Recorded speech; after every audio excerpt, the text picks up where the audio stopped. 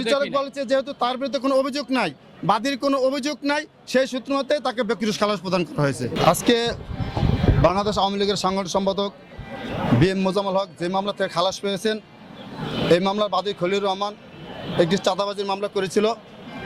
এই চাঁদাবাজির মামলায় আজকে মহানগর দায়রা অতিরিক্ত 14-তে এই আদেশ দেয় এবং বাদী এখানে উপস্থিত ছিল। বাদী সাক্ষীর মাধ্যমেই বাদী সাক্ষী দিয়েছে যে এই মামলায় BM মোজাম্মেল হক এই মামলা থেকে খালাস পেলে আমার কোনো আপত্তি নাই, তার বিরুদ্ধে আমার কোনো অভিযোগ নাই। সে আরও বলেছে যে BM মোজাম্মেল হকের বিরুদ্ধে এই মামলাটি আমি করতে চাই নাই, কিছু ফ্যাসিস্ট তাকে জোরপূর্বক অন্যায়ভাবে এই BM মোজাম্মেল হকের বিরুদ্ধে একটি মিথ্যা চাঁদাবাজি মামলা দায়ের করেছে। বাদী আরও বলেছে আমি এই মামলায় 300 থেকে 350 আসামি করে একটি মামলা করতে বাধ্য হয়েছি, কারণ চাপে পড়ে আমাকে অনেকে চাপ দিয়েছে এই মামলা করার জন্য, কিন্তু লাস্ট পর্যন্ত 350 জন আসামি বাদ রেখে BM মোজাম্মেল হককে একজন আসামি করে এই মামলাটির চার্জ গঠন করে এবং অভিযোগ গঠন করে।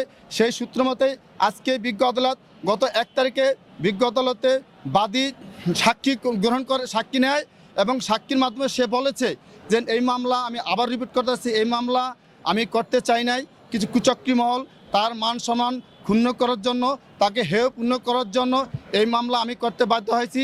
আজকে যেহেতু এই মামলা সম্বন্ধে সে কোনো কিছুই জানে না, তাকে এই মামলায় চাপ প্রয়োগ করে তার বিরুদ্ধে এই চাঁদাবাজি মামলাটা করেছে। যেহেতু তার বিরুদ্ধে কোনো বাদী বলেছে আমার কোনো অভিযোগ নাই, আমার এই মামলা থেকে আসামি খালাস পেলে আমার কোনো আপত্তি নাই, সে সূত্র মতে আজকে বিজ্ঞ আদালত বাংলাদেশ আওয়ামী লীগের সাংগঠনিক সম্পাদক BM মোজাম্মেল হককে অত্র মামলা থেকে খালাস প্রদান করছে।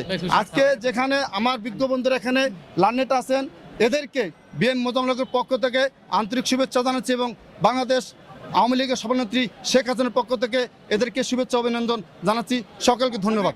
না, আদালত ভিডিও এমন কোনো কথা হয় নাই, এই বিষয়ে আসলে আমি জানি না কি কথা বলছে, আমি জানি না এই ব্যাপারটা। আমরা তো আদালতেই ছিলাম, কিন্তু আমরা বিচারক বলেছে যেহেতু তার বিরুদ্ধে কোনো অভিযোগ নাই, বাদীর কোনো অভিযোগ নাই, সেই সূত্র মতে তাকে ব্যক্তিগত খালাস প্রদান করা হয়েছে। অন্যান্য মামলা আছে, তার সে আরেকটা মামলা গ্রেপ্তার আছে, তার বিরুদ্ধে মোটামুটি অনেকগুলি মামলা হয়েছে, কিন্তু কতটা মামলা ওটা বলতে পারবো না। ওই মামলা পর্যায়ক্রমে ওখানে যেখানে এখানে প্রশাসনিক কর্মকর্তা আছে, আইনের যে ব্যবস্থা করে আইনগত ব্যবস্থা যেভাবে পরিচালনা করবে আমরা তার বিরুদ্ধে তার পক্ষে এই বিজ্ঞ আইনজীবী যারা আছে তারা আমরা আইন সহায়তা দিয়ে যাবো, আমরা সহায়তা করবো।